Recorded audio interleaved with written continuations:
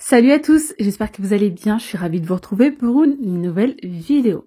Je vous ai partagé il y a quelques jours des recettes faciles à réaliser pour un apéro dînatoire par exemple, sans cuisson. Et bien vous m'avez également demandé dans cette vidéo des recettes avec genre de la pâte feuilletée, des petits feuilletés, etc. Donc c'est parti, aujourd'hui je vous partage tout ça. D'ailleurs je vais vous réaliser une petite playlist spéciale apéro où je vais vous regrouper toutes les vidéos que j'ai pu réaliser dans ce thème-là, tout simplement. N'hésitez pas à vous abonner à la chaîne si ce n'est toujours pas fait. Et let's go, c'est parti. Allez, c'est parti, on va commencer avec des petits feuilletés très simples à réaliser. Et vous pouvez les fourrer avec ce que vous souhaitez. Donc là, je suis en train de vous montrer en vidéo. Soit vous utilisez une seule pâte feuilletée, que vous allez plier en deux. Donc je vais mettre un petit peu d'eau, je vais badigeonner d'eau, d'accord? Et je vais la plier en deux, comme ça. Et si vous souhaitez en faire beaucoup plus, à ce moment-là, vous prenez deux pâtes feuilletées et vous les collez voilà, les unes sur les autres avec tout simplement un petit peu d'eau. Donc là, c'est ce que je vais faire. Je vais mettre de l'eau sur la moitié et je vais rabattre. Et là, vous prenez l'emporte-pièce de votre choix. Vous pouvez prendre un verre si vous souhaitez. Vous pouvez faire des petites étoiles. Vous pouvez faire vraiment la forme que vous souhaitez. Donc moi, je fais des petites formes rondes. Franchement, regardez, juste avec une pâte feuilletée, ça va m'en sortir quand même pas mal.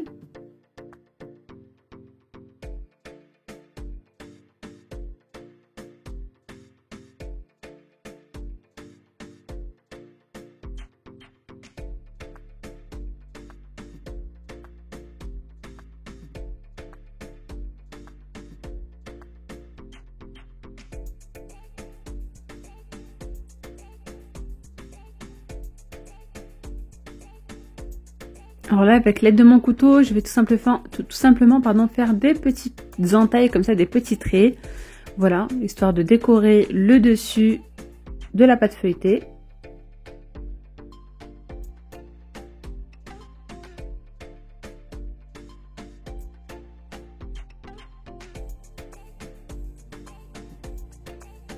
Dans un bol, je mets un jaune d'œuf avec un petit peu de lait. Je mélange le tout et je viens tout simplement badigeonner mes pâtes feuilletées uniquement sur le dessus. Et je viens mettre un petit peu de graines, c'est un mélange de graines de sésame et graines de nigel, pardon. Au préalable, j'ai oublié de vous préciser, pardon, j'ai préchauffé mon four à 180 degrés et je l'ai mis en chaleur tournante. Après, pour le temps de cuisson, honnêtement, ça dépend de votre four. Ça met environ 15 à 20 minutes. Une fois que vous voyez que ça a gonflé, que c'est doré, c'est que c'est cuit tout simplement. Alors maintenant, on va passer à la farce. La farce, vous faites vraiment comme vous le souhaitez. Là, il me restait des pommes de terre.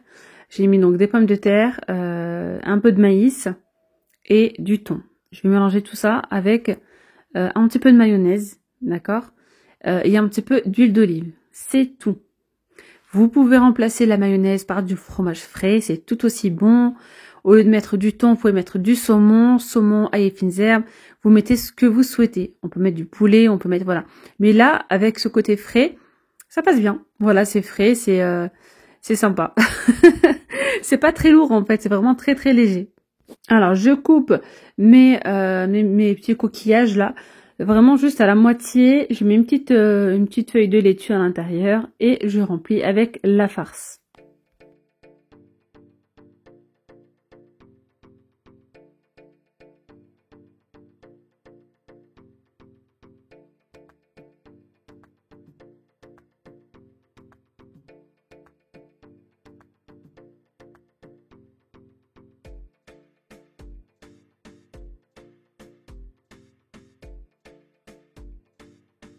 Allez, c'est parti, on continue ici avec des petits sapins.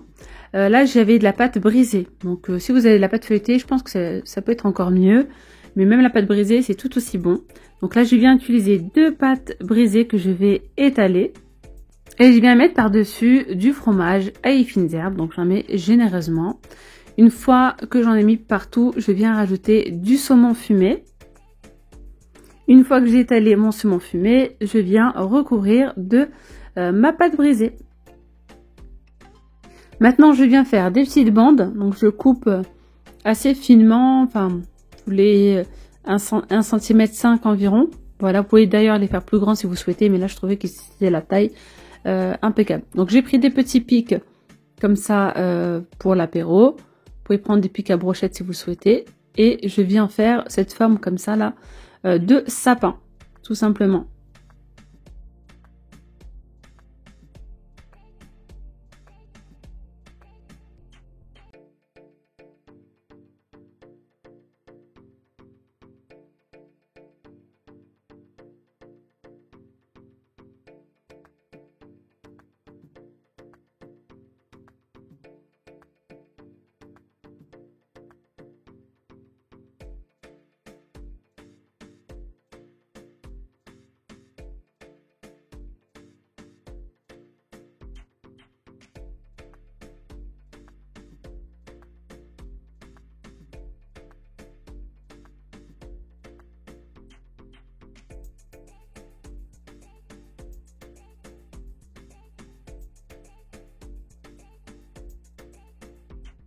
Voilà, une fois que j'ai fini de former mes petits sapins, je viens badigeonner toujours avec le même mélange, jaune d'œuf et un peu de lait.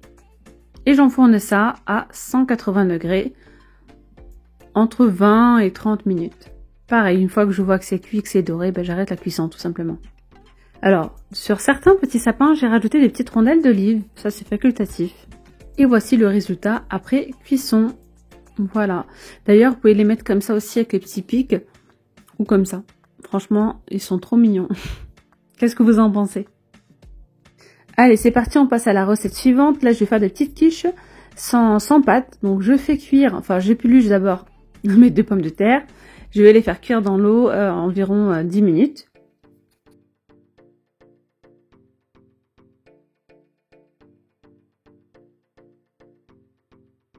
Allez, je continue ici avec 2 tranches de saumon fumé que je vais couper finement.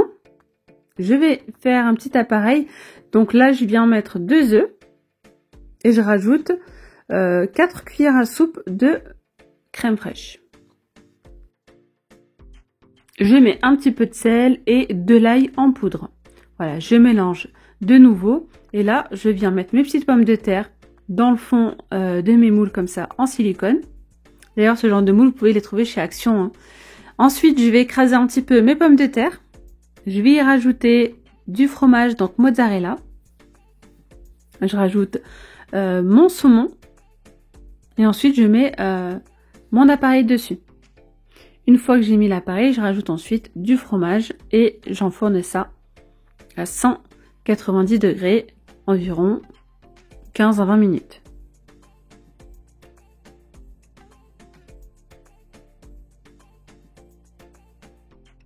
J'ai oublié de préciser que j'ai rajouté aussi un petit peu d'herbe de Provence.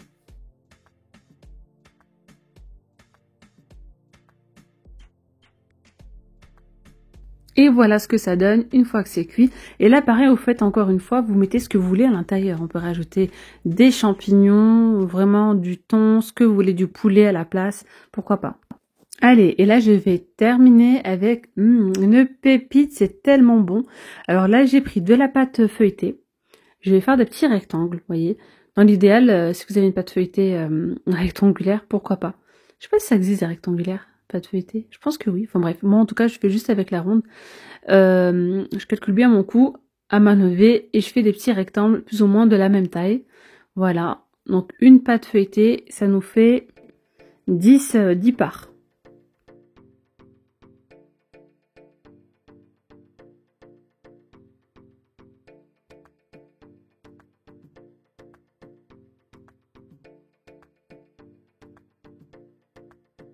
Donc en fait, on va faire des petites tartes renversées à la tomate.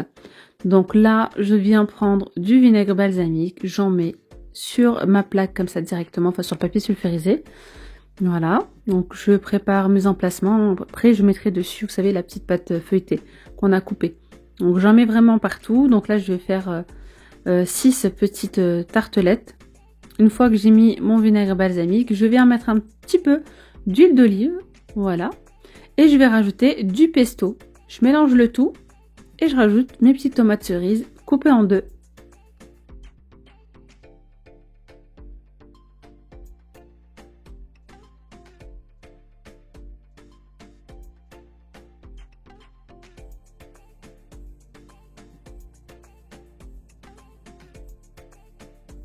Et là, on met donc la pâte feuilletée sur le dessus. Ensuite, je vais mettre un petit peu de dorure sur la pâte feuilletée. Et j'enfourne ça à 180 degrés. Pareil, une fois que je vois que c'est bien cuit et que c'est bien doré, je stoppe la cuisson. Voilà ce qu'on obtient. Donc vous voyez, c'est bien caramélisé. Il faut faire doucement pour pas arracher les tomates. On dirait des tomates séchées. C'est incroyable. Vraiment, c'est trop bon. J'ai oublié d'acheter la burrata. Et là, vous mettez de la burrata au milieu, là, sur la tomate cerise. C'est juste une dinguerie. Voilà, on peut l'utiliser comme entrée d'ailleurs. Hein. Mais vous n'êtes pas obligé de mettre de la burrata. Juste comme ça, c'est très bon.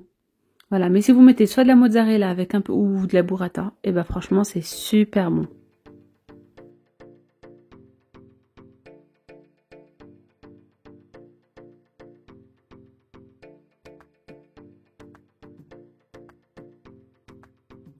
On peut également rajouter de la roquette par-dessus. Franchement, c'est super bon.